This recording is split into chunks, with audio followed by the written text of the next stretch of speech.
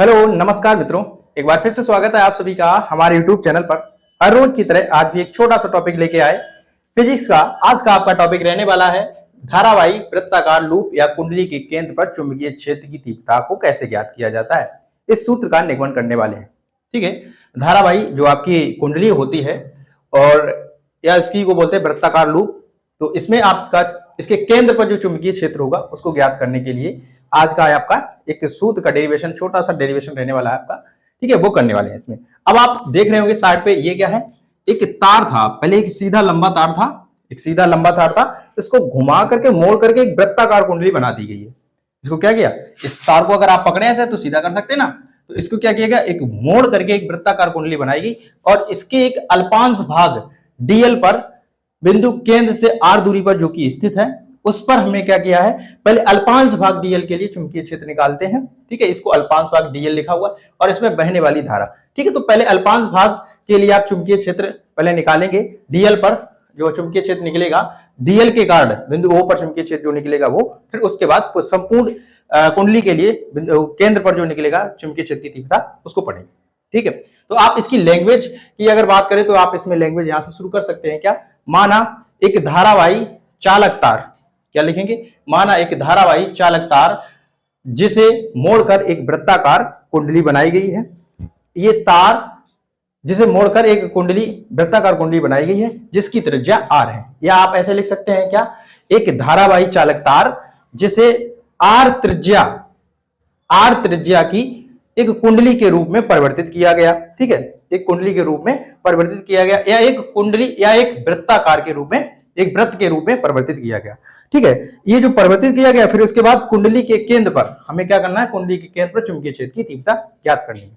ठीक है, तो चुंबकीय क्षेत्र की तीव्रता ज्ञात करनी, हमने क्या किया, पहले इसमें आपको कुंडली के अल्पांश भाग डीएल को लेकर के इसके कारण चुंबकीय क्षेत्र की तीव्रता बिंदु ओ पर क्या होगी वो निकालेंगे पहले।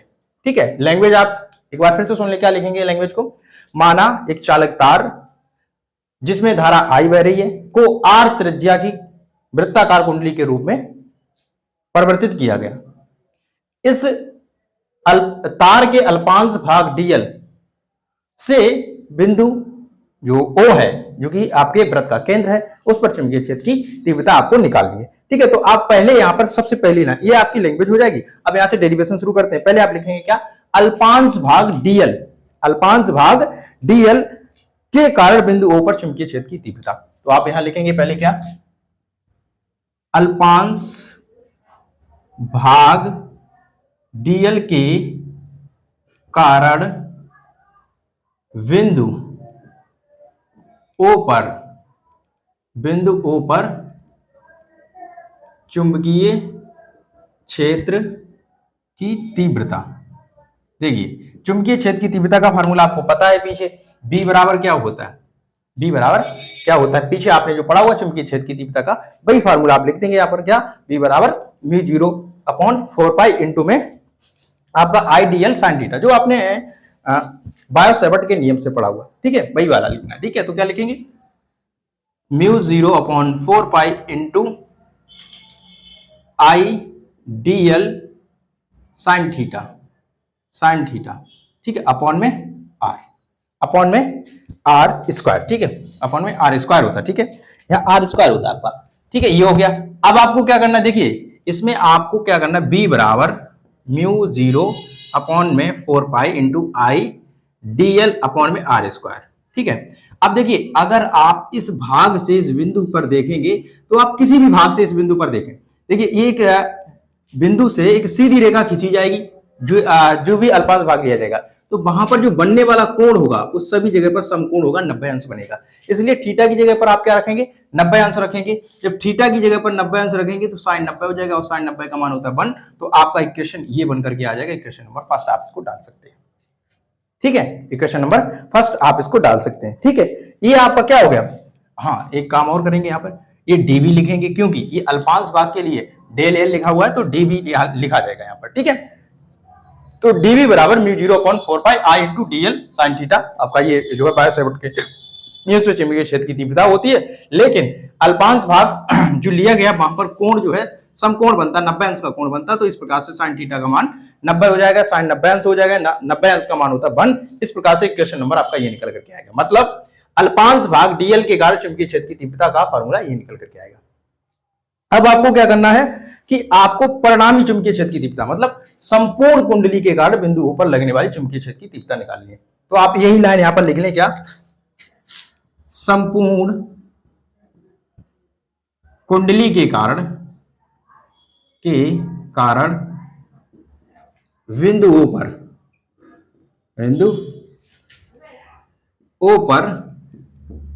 चुंबकीय क्षेत्र की तीव्रता। ठीक है, चुंबकीय क्षेत्र की तीव्रता क्या करेंगे, अब आपको कुछ नहीं करना है, आपने जो अल्पांश भाग के लिए निकाला हुआ है उसी का कर देना है समाकलन। ठीक है, उसी का क्या कर देना है आपको, जो आपने अल्पांश भाग के लिए निकाला हुआ उसी का आप कर देंगे समाकलन, उसी का क्या कर देंगे समाकलन। तो आप यहां से लिख सकते हैं क्या, dv is equal to integration, ये लग जाएगा आपका μ0/4 इंटू आई dl अपॉन में r स्क्वायर, ये हो जाएगा समाकलन इसका। अब आप इसका जब समाकलन करेंगे तो ये क्या हो जाएगा b, और यहां से जो भी अचर पद हैं उनको बाहर निकाल लेंगे। तो यहां से लगभग सारे ही आपके अचर पद हैं i अपॉन r, क्योंकि इसका हमने किया हुआ है तो यहां पर सिर्फ आपका बचेगा dl।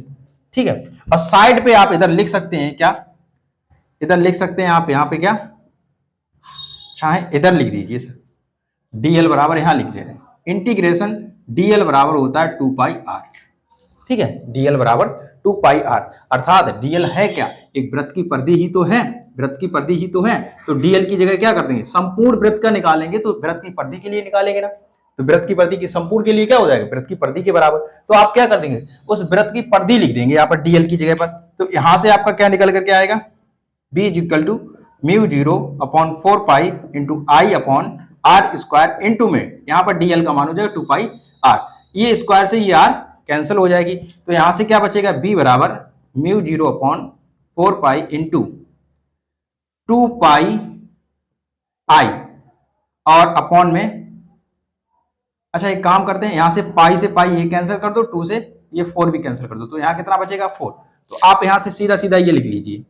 ठीक है, क्या करेंगे, आपने पहले स्क्वायर से ये आर को काट दिया, पाई से ये वाला पाई, और इस 2 से ये 4 को काट दिया। ठीक है, नीचे 2 बचा, तो आप सीधा सीधा यहां से लिख सकते हैं b बराबर μ0 अपॉन में 2 इंटू में आई अपॉन आर, तो आई अपॉन आर, यही आपका धारावाही वृत्ताकार लूप या कुंडली के केंद्र पर चुंबकीय क्षेत्र की तीव्रता का सूत्र हो जाएगा।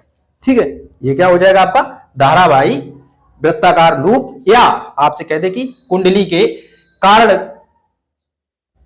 के कारण उसके केंद्र पर उत्पन्न चुंबकीय क्षेत्र की तीव्रता का फॉर्मूला ये आपका हो जाएगा। ठीक है, आप इसका स्क्रीनशॉट ले लीजिए जल्दी से। ठीक है, हो गया होगा।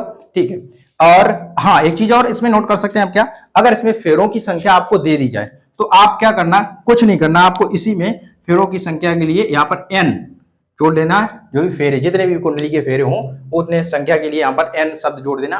n का मतलब क्या है, फेरों की संख्या, n का मतलब है फेरों की संख्या, लिख लेनी है बस, आपका निकल करके आ जाएगा ये चुंबकीय क्षेत्र की तीव्रता। ठीक है, चलिए आशा करते हैं आपसे कि आपको आज का टॉपिक बहुत अच्छे से समझ में आया। अगर वीडियो अच्छा लगता है, पसंद आता है, तो अपने इष्ट मित्रों के साथ ज्यादा से ज्यादा लोगों के साथ शेयर करें, और जो लोग भी नए हैं, नए लोग जो भी इस वीडियो को देख रहे हैं, वो कृपया करके चैनल को सब्सक्राइब कर लें, ताकि आपके पास और भी ऐसे इंटरेस्टिंग वीडियो की जानकारी पहुंच सके। चलिए फिलहाल आज के लिए इस वीडियो को यहीं समाप्त करते हैं, मिलते हैं आपसे एक नए वीडियो में नए टॉपिक के साथ, तब तक के लिए धन्यवाद।